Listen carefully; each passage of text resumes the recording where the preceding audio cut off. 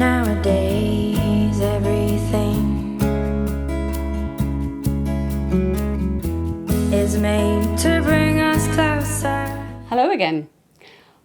I was thinking of things that we could all look forward to. Now, I know I've talked a lot about the books we already have in the shop, but I thought, let's give you all a sneak peek at some of the, I'm not just saying the bigger names, but some of those, I suppose they're attention-grabbing names of writers we all know and love from across the globe, and see what's coming up in the next 3 or 4 months, bringing us right up to Christmas.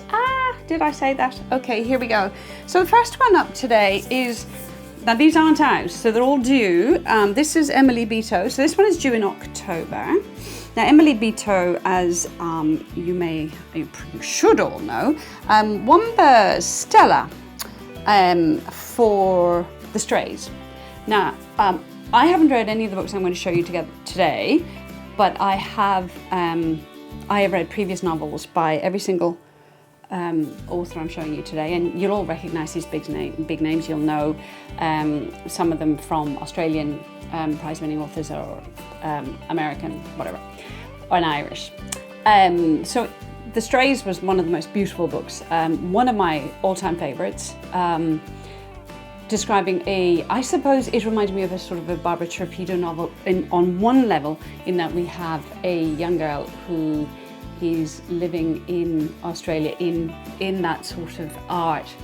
She gets introduced to an art world by this very artsy-fartsy family, a little bit larger than life, where there's an awful lot going on. It's coming of age, there's an awful lot she's got to try and understand, and we get sort of, it's written in flashbacks of her life.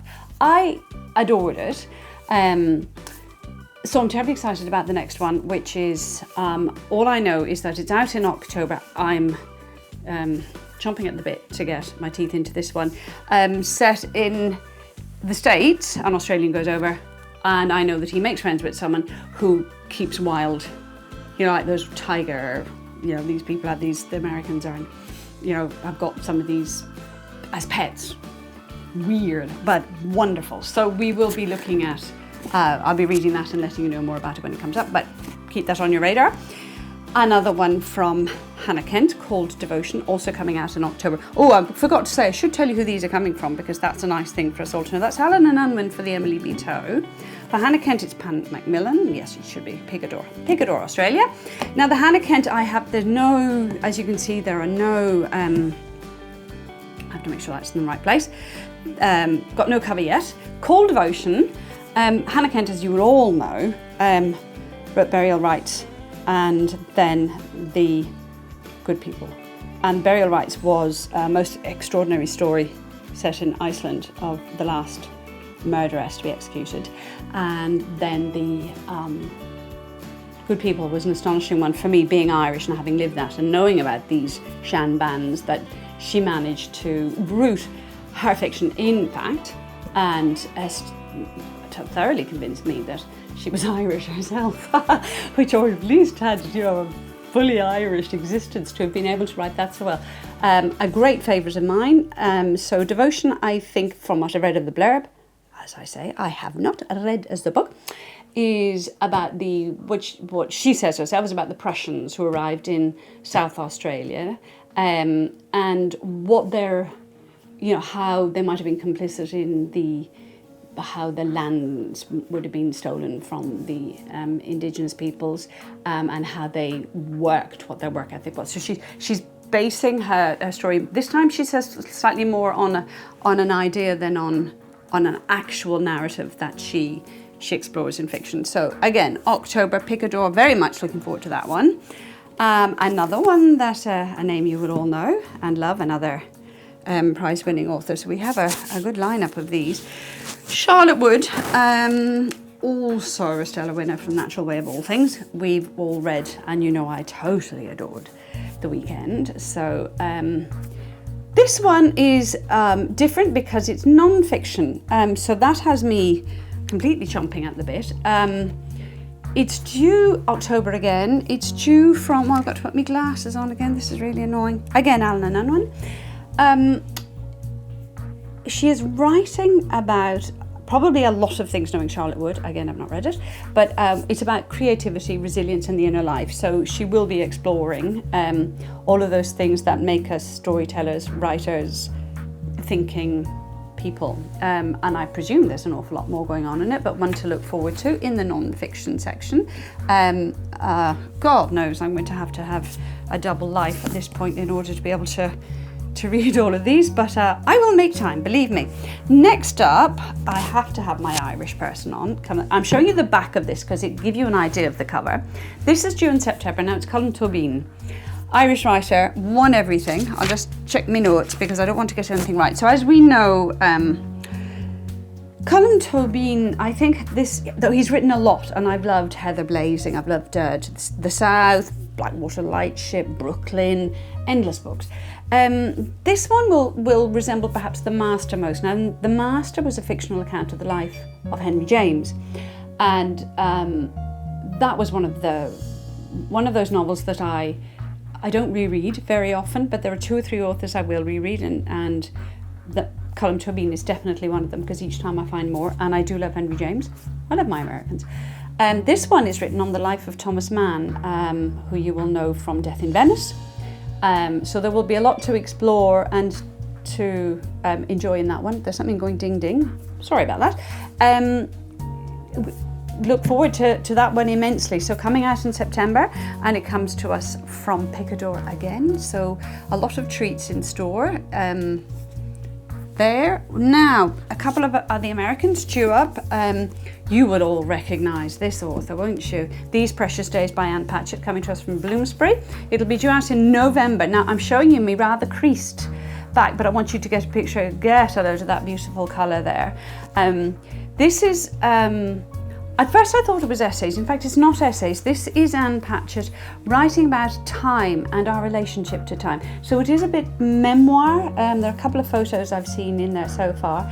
It sounds fascinating. You'll all know that Ann Patchett writes with, you know the way she writes, with that immense, insightful subtlety about the way people arrange themselves around each other, about in Commonwealth, I think it was semi-autobiographical. I think that was, Commonwealth was The Dutch House was her last one, which many of you, on David's recommendation, went and read, and I know you all thoroughly loved that one. She writes quite sedately. She's not out to shock, though, mind you, if you've read Bel Canto, you will get her, she's not driven by being sedate as a writer. She's a very powerful storyteller. So don't be, you're not being driven around in a saloon by a chauffeur who makes sure you don't go over, that your champagne is never disturbed when you go over a bump. She does what she has to do.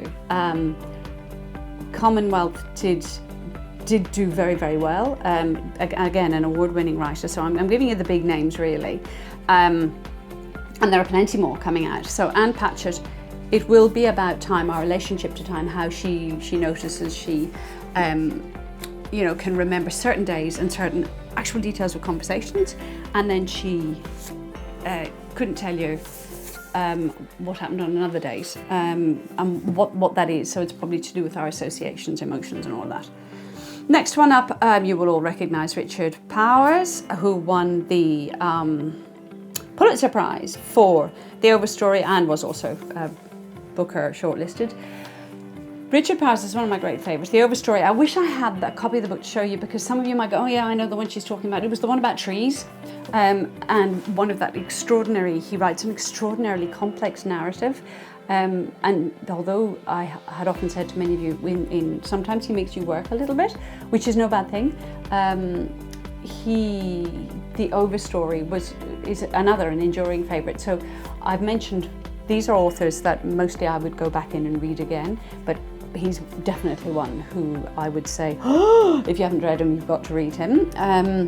He's very wide-ranging, loads of detail, and obviously you feel it, lots of research. Now this one, Powers does two things. He likes to look at technology and how technology might advance us as humans and what it's capable of, and also the negative effects of progress. As if any of you have read Game, you will know that's about these pharmaceuticals, how soap making and candle making eventually becomes a big industry, and how that then the residue from big industry poisons the earth. So he goes in, he does real world, he does and likes to bring in where we go with technology and vision. Bewilderment is going to be no exception. Now, I've read a couple of pages because the minute I see Richard Powers, I go, okay, drop everything. We're going to read this guy. This one is an astrobiologist who is looking at life on other planets and imagining with the data they have what that life would be like. He has a 9-year-old son, though he's widowed. They have a 9-year-old. He has a 9-year-old son who's in. What I like is that his son is neurodivergent. Let's put it that way. And we as readers sort of feel he's got that kind of. We say, oh, autistic. Everybody does that. But no, he actually says he doesn't fit any of these categories. And I think this is a very beautiful thing. And then he just gets it out of the way. So we're not spending the whole narrative putting this child into a box. Obviously, schooling is not going well. He's in 3rd grade. And the father brings him, and he's passionate about his planet. So it's very much one of these ones, like our Overstory, Powers is making us look at our world and allowing us to look at the future, and not in the way of sending effing billion, excuse my French, but billionaires into the planet because their egos are so big. It is about technological advance, and how the fact that you can think what another planet is doing will let us maybe look a bit after our own planet a bit better, which means not flooding your gardens with light at night. I'm sorry, that's a little private bug. Last one up. Another American writer, I do like them, Elizabeth Strout. Now, her last one was Olive Again, which was a sequel, if you like, to Olive Kitteridge. This one is in the series where we had My Name is Lucy Barton and then Anything is Possible. So it's set in that same spot in Illinois, and this one is O. William. Haven't read anything, obviously, but I know it's about that same character, Lucy Barton, who's living in New York now as a writer, and it returns to her original first husband and an enduring relationship, even though they are separated or divorced, not sure. I'll read it and find out. You all know I love Elizabeth Strout, and if you don't know it, I'm telling you now, for her forensic sort of examination of the human heart and its workings and of our emotions. Again, I use the word sedate, and I think I may be giving you the wrong idea. It's this subtlety, this deft strokes when she's painting her picture that I admire. There's no, she overdoes nothing. She just pictures everything so perfectly.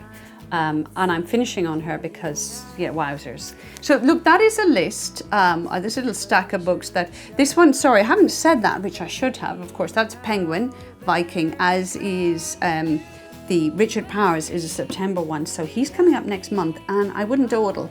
I'd be rushing in for those.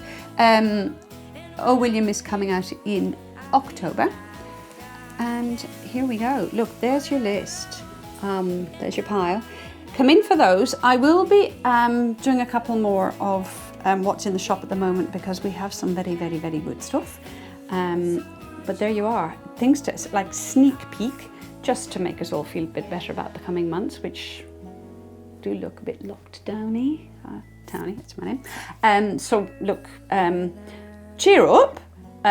You've got this in store for you. How about that? You know what to do. You know what to do in the months when they come in, put it that way. But you can hold on to those greedily and say, yes, that's on my shopping list for this person, for that person, or for myself. Treat yourselves. Goodbye. See you soon.